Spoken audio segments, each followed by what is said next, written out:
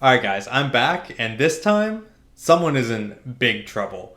So I was listening to the latest episode of the Pay Pigs podcast with Ben and Emil, and towards the end of the episode, they began discussing this pastor from Denver who had reportedly stolen over $3 million from his congregation by peddling a useless cryptocurrency. So obviously my interest is piqued, and as I'm looking into this, I don't really even know, I've never seen anything like this. This is scamming on another level. Like this is the mega church for the new age.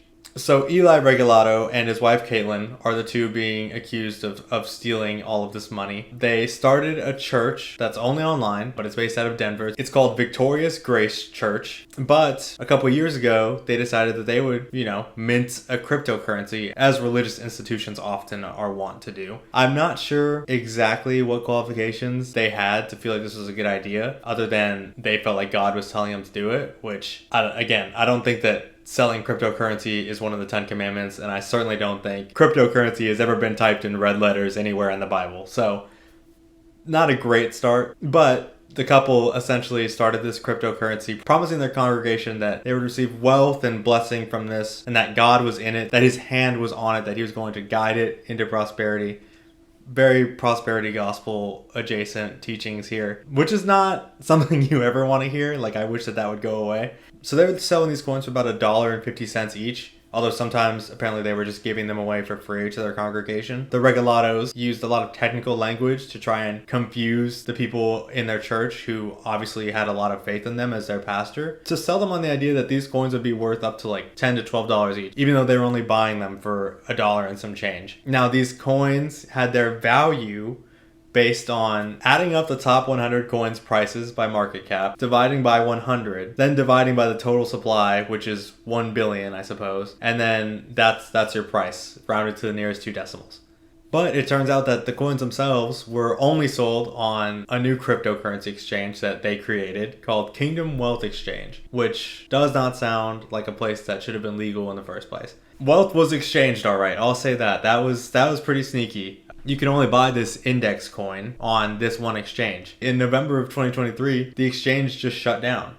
So people literally had no way to sell these coins and get their money out. That is when the state of Colorado stepped in and accused the Regalados of stealing $3.4 million and then using $1.3 million of those dollars to fund expensive vacations, buy fancy cars, finance a home remodel, a bunch of crazy things, which is so on brand for a megachurch pastor that it hurts that it's just every time this is just the way that it goes. And you think as a pastor of a congregation, when something like this comes out and everyone who has basically handed you their money in the past couple of years is made aware of what you've been up to and what you've used their money for, and that they're not going to get it back now because you've already spent it, you'd think that there would be no way to come back from this. But Eli Regalado has put out a response video. I can't find the full video. I've only been able to find what the Young Turks have put up to react to on their own channel. So I'll be using that footage to react to as well. But if you want to check out their video, I'll put that down in the comments below. But you'll see in this video that he is not giving up. He is not done. He's still hoping for a miracle. I don't think it's going to happen. Not only do I not think it's going to happen, I also don't think he deserves it. And I also don't think that, that God is with you in this and that he told you to do this. I think that you're just acting a fool for no reason. So we'll see what he has to say, see if he agrees with me or not. Okay, I've got the Turtle Beaches from 2017 on, so probably earlier than that. So no judgment, but I don't have speakers on my computer yet, so this is what we're going to rock with for the rest of the video. Yes, I'm looking at this CNN article, and it says that when index coin failed to yield financial returns, Eli Regalado posted videos reassuring investors and saying, according to the complaint, they just had to wait for God's plan to unfold, which is devious work, I'll say. That is crazy. I don't know. It's just sad that people will take him on that, I've been around people who are susceptible to that kind of thing, and all of us are at some point in our lives, right? But there are certainly some who are a little bit more predisposed to buying whatever someone is selling as long as they are like in a position of power within the church. So it does make me sad that people will just buy this time and time again. But also, I think that it's very funny that he is just leaning into it, just fully not taking responsibility and just saying, hey, you got to relax. Just wait. Just have faith that God's going to save us all. Caitlin and I are being charged in a civil charge from the Colorado Securities and Exchange Commission for basically selling millions of dollars worth of cryptocurrency that is deemed worthless by the state. We were just always under the impression that God was going to provide, that the source was never ending, that God was doing a new thing, and that we had nothing to worry about.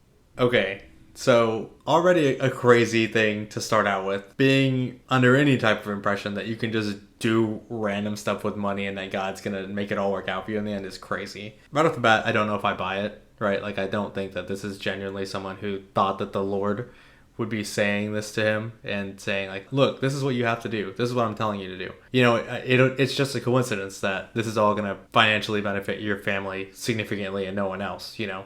That the source was never ending, that God was doing a new thing, and that we had nothing to worry about. Just hooking your wagon to the idea that the source was never ending. I don't know. I wonder if you use that in any of your promotional materials, because if I were to hear that, I would say, well, I know that, like, money on this earth is not never ending. So if that's what we're banking on, we're in trouble already. This is either like a horrible attempt to cover up like a malicious scheme, or absolutely insanely foolish idea to even listen to this voice in your head telling you that you're fine no matter what you do, and that the supply for your schemes and deeds will be endless no matter what you do. That's crazy. Now, the reason that they're saying that it's worthless is because there is no exit for people who have bought. So everyone that's watching this, who has put money into this, who wanted to take money out, you've been unable to do that. We launched. So, interesting choice of words to just say. So the reason they're saying it's worthless is because you can't sell it per se, because you bought these coins and now you can't sell them. That's what they're saying. Well, I'm pretty sure that's actually the case, right? Like, you can't. You can't sell it. The exchange shut down in 2023. Am I missing something? You're just being obtuse on purpose. We launched an exchange. The exchange technology failed. Things went downhill, and from that point forward, we've just been waiting on the Lord, literally, for a miracle. The charges are. What you say? Oh, that you only meant well. Now, this is why I have a hard time believing anything that this guy is saying. Because he says the exchange shut down. This was in November, so granted, not that long ago. But this coin had never been traded anywhere but this exchange. So it had always been worthless, right? The only people who are interested in it are you, the person who makes all the money from selling them, and your congregation, the people who all only know about this thing because they want to buy it for themselves. So if you're selling them something that has no value, by definition, you're stealing from them. So I don't know why you're waiting around for a miracle from God to save you from this, whenever it sounds like you shouldn't have done it in the first place. It sounds like you knew what you were doing. But also, whenever we have problems in a church, I don't want to hear my pastor say, like, we're just waiting on a miracle from God. You know, like, it's fine to feel like you're always calling out to see something else that God may have for you that can help you out in a situation, but to just be like, we're actually not doing anything else other than just waiting for a miracle. You're the only person who has these things. Like, he had already spent some of his money. We know that already. So, like, obviously he couldn't just give the money back, but I know that he was not trying his hardest to find a way to give everything back, right? It's only now that the Securities Commission is after hhim that he's got a problem now. So, I don't know. That's where I'm at with this right now. So let's keep going. The charges are that Caitlin and I pocketed $1.3 million, and I just want to come out and say that those charges are true. So there's been $1.3 million that's been taken out of, I think it was a total of $3.4 million. But out of that 1.3, $500,000 went to the IRS. Was he smiling just then? Was that a smile that almost broke through? That is dirty work right there. That's crazy. You know, he kind of feels a little bit strong for that, for stealing $1.3 million. All right, let's see what else this guy has to say. Pissing me off. Taken out of, I think it was a total of $3.4 million. But out of that 1.3, $500,000 went to the IRS, and a few $100,000 went to a home remodel that the Lord told us to do.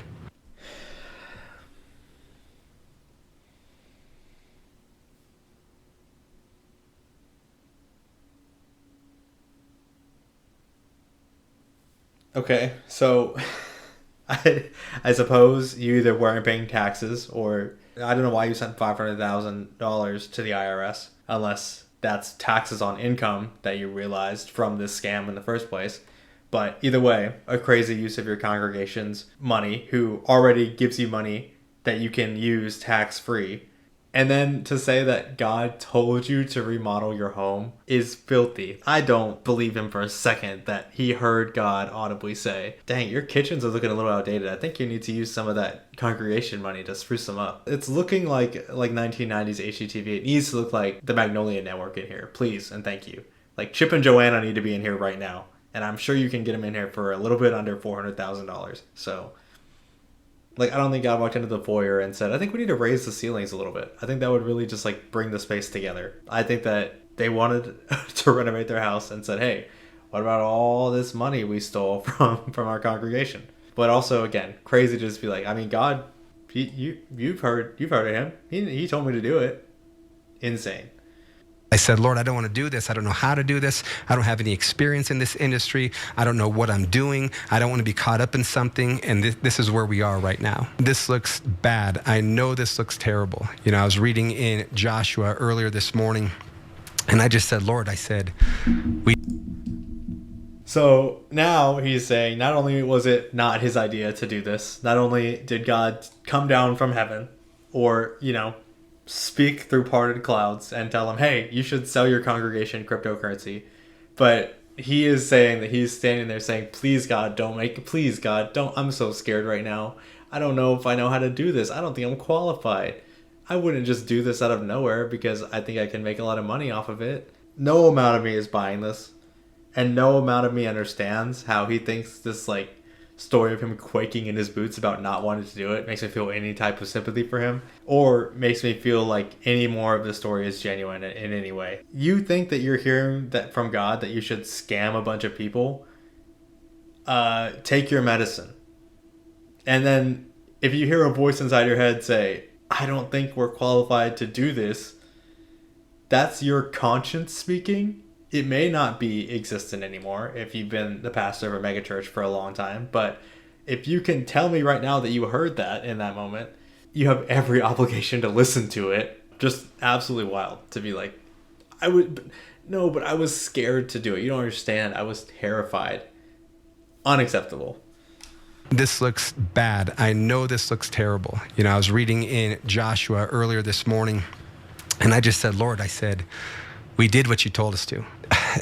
We sold a cryptocurrency with no clear exit. We did. We took God at his word and sold a cryptocurrency with no clear exit. So one of two things have happened.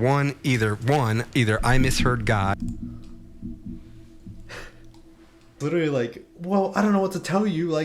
God told me to do it and we did what God said to do and now we're here and it sucks. Again, take your medicine, because if God wanted you to sell cryptocurrency to your congregation, he wouldn't have had a whole story in the Bible where Jesus walks into the temple where people are selling goods rather than being reverent of the Lord and have him start flipping tables over because he's so angry and upset. If you think that this is what God told you to do, that's your problem. And for you to be like, but God made me, get some help. Because this is not healthy, or you're actually a sociopath. Those are your two options, and either one of them is not good for you. And you should see a therapist. Word and sold a cryptocurrency with no clear exit. So one of two things have happened. Either I misheard God, and every one of you who prayed and came in, you as well. Or two, God is still not done with this project, and he is going to do a new thing. I'm going to go with one. You definitely misheard God, if you heard him at all. Again, I believe that you just did this of your own volition because you thought people at my church are tech savvy enough to understand how to get to this church online, but not financially literate enough or tech savvy enough to understand what I'm trying to sell them. So easy money. And we also need to redo the guest bedroom. So 2 birds with 1 stone. And also he's saying not only did I mishear God if this is not supposed to happen, but 2, all of you who bought into this also misheard God. And like, I don't think they misheard God. I think they heard you say what you said about the coin, promised them wealth, used their faith to promote your coin, constantly tweeting with Bible verses in your tweets and saying that this is the way that wealth is going to be generated for God's people. And then turns out you were lying. So they were not misled by their own interpretations of God's word to them. They were misled by you intentionally. Whether you thought that was because this is what God is telling you to do or because you just wanted to do it. Either way, they were misled by you, not by the Lord. Okay? There's that. Finally, option 2. He's done with it. I don't think he was ever involved, to be honest. Like, I think that you just wanted to do this. You were just on one that day and said, you know what would be awesome? Index coin. And then you lost all this money. You stole all this money from everybody. Yeah, I don't know, man. I would just say hang it up. I know that he is like on record as wanting to continue to pray for a miracle to pay these people back and get this venture back on course, but it's just not a good product, not useful to anyone. If nobody wanted to put it on their exchanges before this, certainly no one's going to want to put it on now after you've been accused of defrauding all of your congregation. And as soon as they're able to get their money back, I'm sure they'll take it right back rather than let you continue to screw around with it until you figure your life out. Because again, I'm sure it doesn't feel great to have nothing to show for what they've invested in this other than your newly retiled bathroom, okay? Like, I don't think that that's going to happen. I don't think that they're going to be down for that. This has been very strange. This guy is a weirdo. If somebody from your church tries to sell you anything, don't buy it. But certainly if it's something that's not tangible, like cryptocurrency or whatever the Catholics were selling for you to get into heaven. I took world history so long ago, I don't even remember what it is. But if they're selling you that, don't buy it either. And here's what I'll say, because oftentimes I see videos like this and it's just kind of like, pastors be stealing.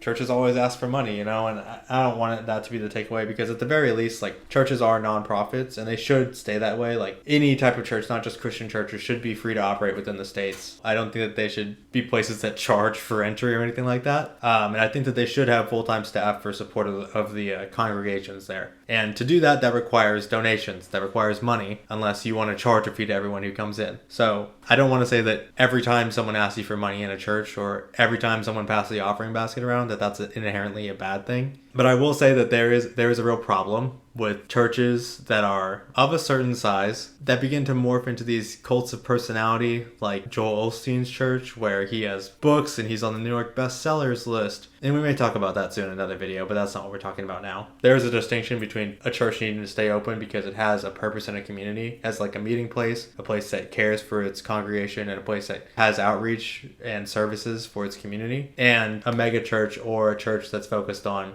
only like international missions or something like that, where they're just collecting money just to collect money and have better production value in their services every weekend. And I think you can probably tell if someone is promising you wealth and prosperity, probably turn around and walk out the door.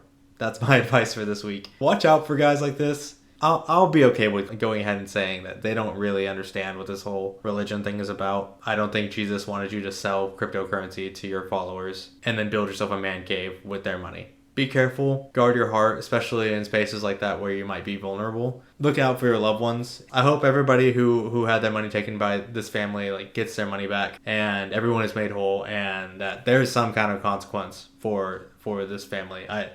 It's not a criminal suit, so they're not going to face jail time, but I do hope that at the very least, like, the people in our congregation are wise enough to these people's schemes to just say, okay, like, I'm done here.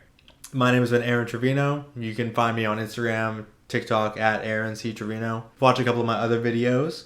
That would be great. Thank you so much for stopping by the channel. If you like what you saw today, like, comment, subscribe, hit the notification bell. I'd really appreciate it. Let me know how you feel about what this guy and his family are getting up to selling their cryptocurrencies. Let me know if you want to buy some. Let me know if I should start a cryptocurrency, and I'll let you guys know what I decide next week. But anyways, thank you guys so much for watching. See you next time.